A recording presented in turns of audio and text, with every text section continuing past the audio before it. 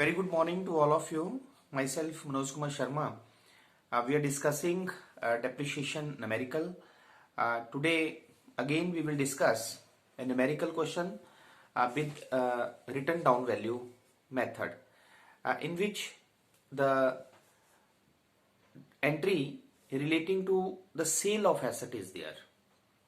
आज की इस वीडियो में आप ये समझ पाएंगे कि जब हम किसी संपत्ति को बेचते हैं और ह्रास यदि रिटर्न डाउन वैल्यू से लगाया जाता है तो किस तरह से एसेट अकाउंट में जो है वो अकाउंटिंग एंट्रीज जो है वो लिखी जाती हैं. So let be take a numerical question. The question is a trader who closed his books of accounts on 31st December purchased on 1st January 2008 a machine for rupees 50,000. Another machine was purchased by him for rupees 10,000 on 1st July 2009. A part of the machinery which was purchased on 1st Jan 2008, whose original cost was rupees 10,000, sold for rupees 5,000 on 30th June 2010. Prepare machine account from 2008 to 2010, charging depreciation at the rate of 10% on diminishing balance method, and books of accounts are closed on 31st December every year. तो question एक बार आप पुनः समझ लें. Question क्या है कि एक व्यापारी अपनी बुक्स ऑफ अकाउंट्स को 31 दिसंबर को क्लोज करता है और वो एक मशीनरी को 1 जनवरी 2008 को खरीदता है 50,000 रुपए में. ठीक है. एक और मशीनरी वो खरीदता है 10,000 रुपए की 1 जुलाई 2009 को 10,000 रुपए की और मशीनरी खरीदी जाती है. फिर क्या किया जाता है कि इस मशीनरी का पार्ट जो आपने 1 जनवरी 2008 को खरीदी थी उसका एक पार्ट जिसकी वैल्यू 10,000 रुपए थी 1 जनवरी 2008 को, उसे वो कितने रुपए में बेच देता है? 5,000 रुपए में बेच देता है. और बेचता कब है? 30 जून 2010 को. हमें मशीनरी अकाउंट बनाना है 2008 से लेकर 2010. इसका मतलब 2008, 2009 और 2010 के लिए. अगर रेट ऑफ डेप्रिसिएशन जो है वो हमारे पास दिया है कितने परसेंट है? 10%. Okay, let be start. हमें कुछ बातें ध्यान में रखनी है कि हम रिटर्न डाउन वैल्यू मेथड से क्वेश्चन करेंगे. तो रिटर्न डाउन वैल्यू मेथड एक ऐसा मेथड है जिसमें एवरी ईयर रिड्यूस्ड वैल्यू पर जो डेप्रिसिएशन लगाई जाती है. तो when the asset is purchased, जब 1 जनवरी 2008 को मशीनरी खरीदी जाती है तो उसकी journal entry machinery account debit to cash account, और उसे हम जब मशीनरी अकाउंट में लिखेंगे तो कैसे लिखेंगे? 1 जनवरी 2008 टू कैश अकाउंट, या आप बैंक भी लिख सकते हैं. ठीक है, मोस्टली आप बैंक ही लिखें क्योंकि नाउअडेज जो है वो through debit card, credit card payments होती हैं, तो मैक्सिमम ट्रांजेक्शन जो है बैंक के थ्रू ही परचेज सेल होती है. तो टू कैश या टू बैंक इट इज 50,000, 50,000 रुपए की जो है वो एसेट खरीदी गई. अब 2008 में जब ये मशीनरी खरीदी गई तो पूरा साल ये मशीनरी यूज हुई, और साल के लास्ट में जैसा कि क्वेश्चन में दिया गया है कि 31 दिसंबर को वो डेप्रिसिएशन लगाई जाती है. तो जब डेप्रिसिएशन लगाई जाती है तो हमने आपको पहले ही बताया तो जर्नल एंट्री होती है depreciation account debit to machinery. तो उसे हम मशीनरी अकाउंट में जब लिखेंगे तो बाई डेप्रिसिएशन करके लिखेंगे, और किस डेट को? 31 दिसंबर 2008. हमेशा याद रखना है कि ह्रास वर्ष के अंत में लगाया जाता है. तो हमारे पास आ जाएगा बाई डेप्रिसिएशन. अब कितनी डेप्रिसिएशन है? क्योंकि 50,000 रुपया की हमने संपत्ति खरीदी थी और 10% इस पे रेट है, तो 5,000 रुपया जो है हमारे पास डेप्रिसिएशन आ गई. इसे आप यहाँ पे भी लिख सकते हैं 50,000 अपने समझ के लिए. तो ये आ गया हमारे पास 5,000 डेप्रिसिएशन. अब हम साल के लास्ट में क्लोजिंग बैलेंस कैलकुलेट कर लेंगे. इसी डेट को 31 दिसंबर 2008 को बाई बैलेंस कैरी डाउन। तो 50,000 रुपए की खरीदी थी, 5,000 रुपया डेप्रिसिएशन लगी, तो बैलेंस जो हमारे पास रहा वो कितना रहा, 45,000। अब जो 2008 का क्लोजिंग बैलेंस होता है वो 2009 के लिए ओपनिंग बैलेंस बन जाता है, इसलिए इस बैलेंस को हम 1 जनवरी 2009 को लिख देंगे टू ओपनिंग बैलेंस, या इसे टू बैलेंस ब्रॉट डाउन करके भी लिखा जा सकता है, 45,000। अब क्योंकि क्वेश्चन में दिया है हमें another machinery was purchased by him ₹10,000 1 जुलाई 2009, 1 जुलाई 2009 को एक और मशीनरी 10,000 रुपए की खरीदी, तो हम कर देंगे एंट्री 1 जुलाई 2009। ठीक है, 1 जुलाई 2009 को हमने 10,000 रुपए की और मशीनरी खरीदी, तो टू कैश अकाउंट 10,000। ओके, तो अब हमारे पास दो मशीनरीज हो गई, एक पहले खरीदी थी 50,000 रुपए की, एक और हो गई 10,000 रुपए वाली। तो दो मशीनरीज फिर 2009 में पूरा साल यूज होती हैं ये, और फिर लास्ट के साल के लास्ट में the depreciation is charged again the journal entries depreciation account debit to machinery.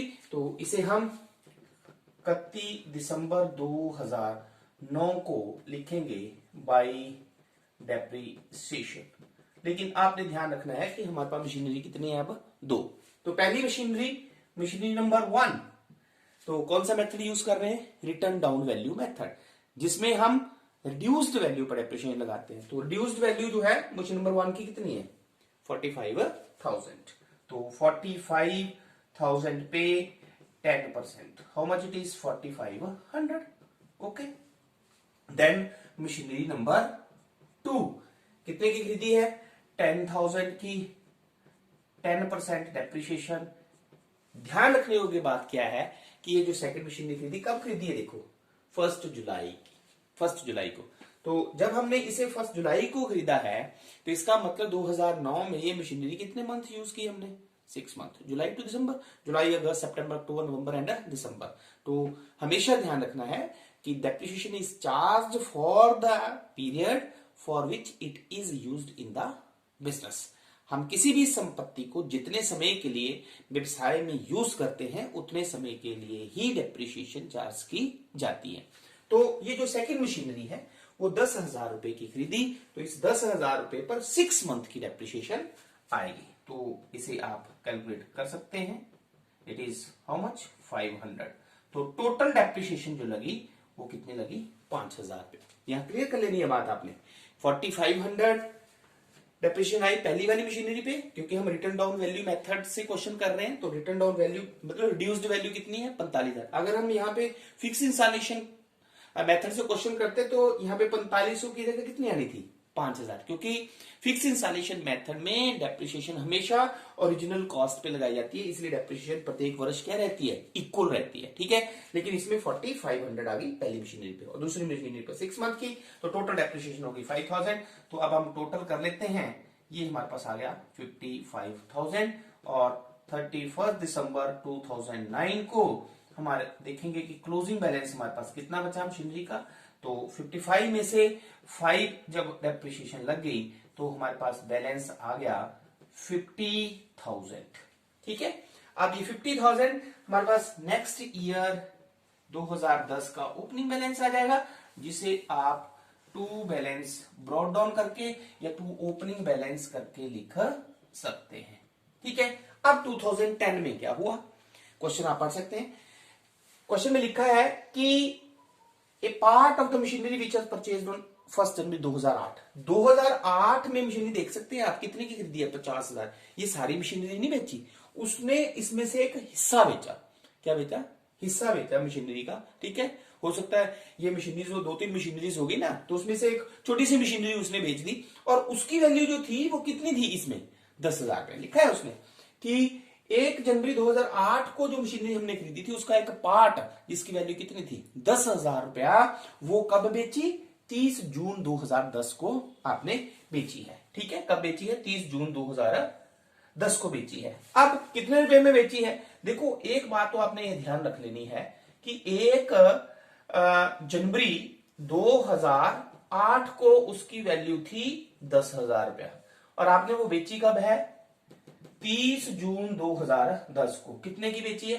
5,000 रुपए की। तो मैंने आपको पहले भी बताया है कि जो 1 जनवरी 2008 को हमने 10,000 रुपए की मशीनरी खरीदी है और 30 जून 2010 को 5,000 रुपए की बेची है, तो हमें प्रॉफिट हुआ या लॉस? तो जनरली बच्चे क्या करते हैं, इस 10,000 में से 5,000, हाँ सर 10,000 में से 5,000 की बेची तो 5,000 रुपया लॉस हो गया।